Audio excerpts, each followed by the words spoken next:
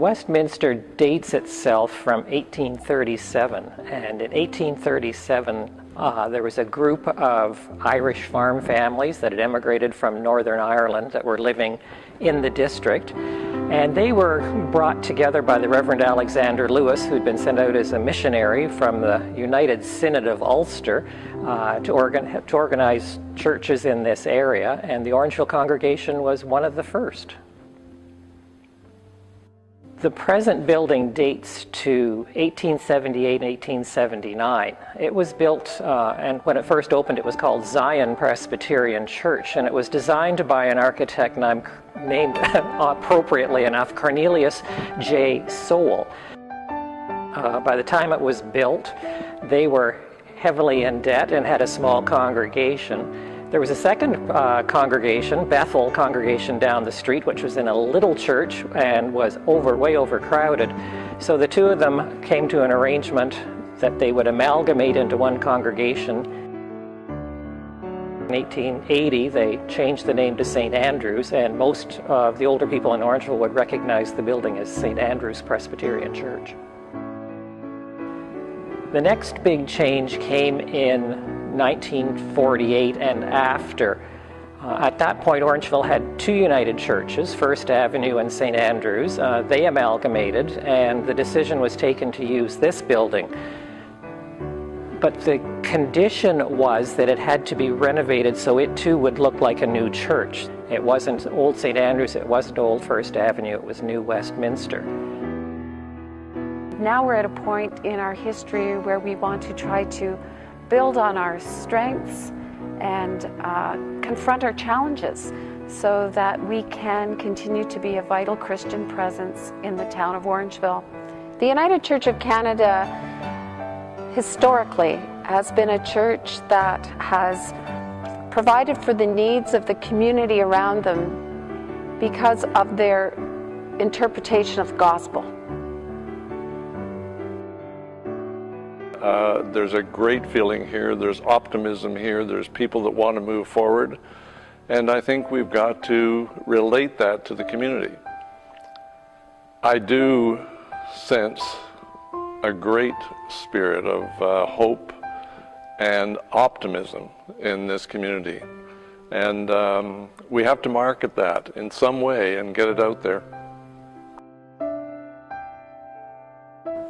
One of the things that I am really proud of our congregation is that we are part of a denomination that has, since its inception, been concerned about social justice issues, and we've also been a congregation, a denomination that has been inclusive, and for that I'm extremely proud.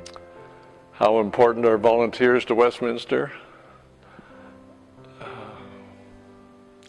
Very much so.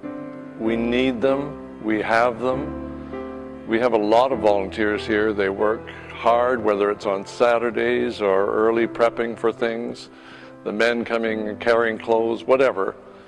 I'm also proud of Westminster United Church because we've not been afraid nor have we shied away from doing very practical, basic needs ministry. Many churches are afraid to have vulnerable people in their midst, but not Westminster. We have a clothing depot, we have a food bank, we have a milk program that helps people in need, and when people come through our doors, there is a welcome here.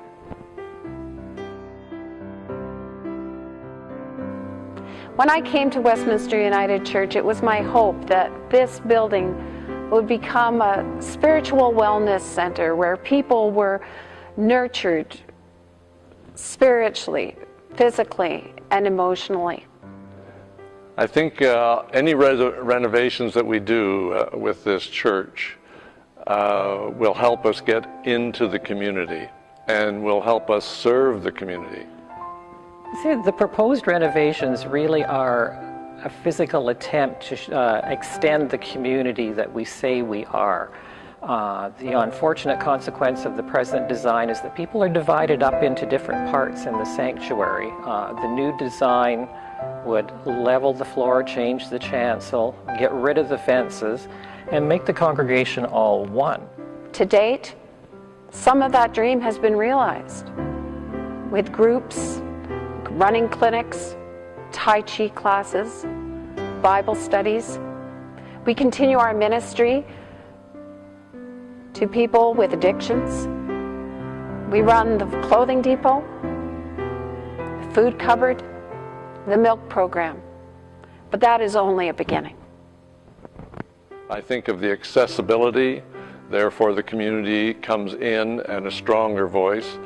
And I think of the effect that a new kitchen would have, a new hall for rentals and forming partnerships throughout the area where we could use it to help better serve the community. I think it's all tied in together, and I think that's why there's such a great hope about this renovation. The accessibility access, the elevators in particular, mean that people that have been unable to attend worship for years hopefully now can come. People from nursing homes, maybe people with handicaps, arthritis, you name it. People that find the horrific number of steps at the front of this building a real challenge. Finances in a church, and I know several churches in this position, are very, very important. And the operating fund within the church is critical.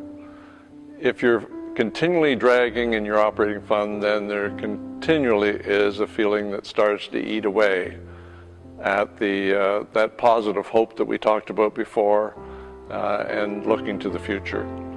And so I think members have to continually fulfill their commitment. And I see two commitments. One, be in the pews. What a feeling that generates, especially with our minister. And secondly, keep up any givings that you have promised. The total budget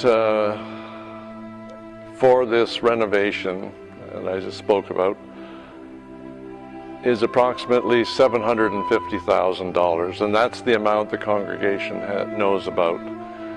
This will look after the elevator, which is being put in right now. It'll look after a complete remodeling and enlargement of the kitchen. It will look after the sanctuary in which I'm sitting right now, to look to a sanctuary which will be totally accessible for anybody and which will be flexible in its use. At the present time, everything seems to be nailed to the floor, so to speak.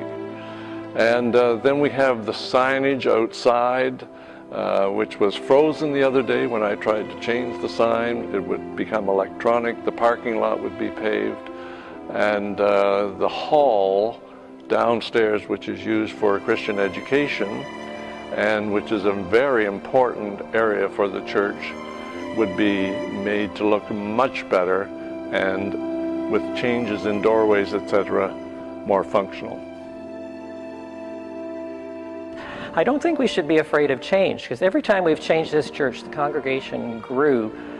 And I think even more so, it testified to its presence in the community.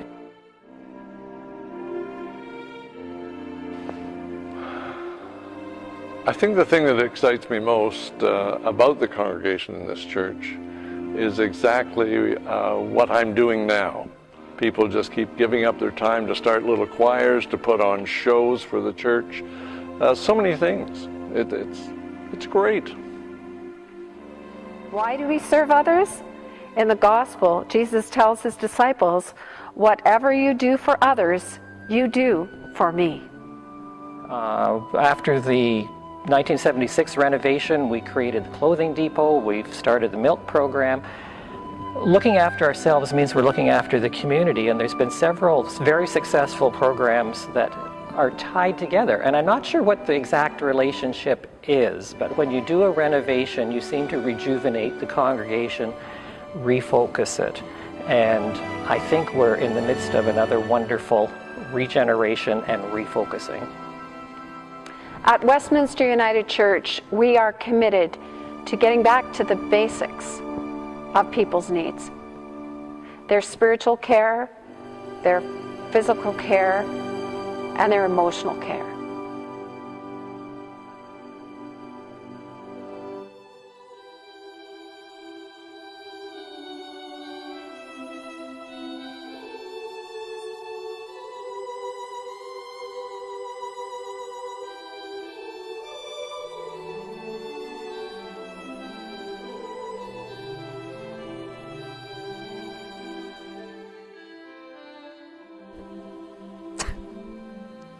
That didn't pack a punch, did it? So sorry. Okay. I liked what you said. Whatever you do, I'll be okay in a minute.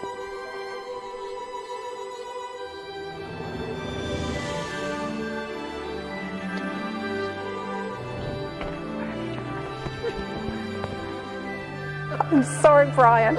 Okay, was that okay? All right. For over 40 years, 40 years. Okay, Brian, I'm losing it. Just a minute. All right, I've got to stay in place, okay. It's like Second City. Oh yeah, that's true. Okay. I like to be a comedian. It wouldn't be hard. Okay.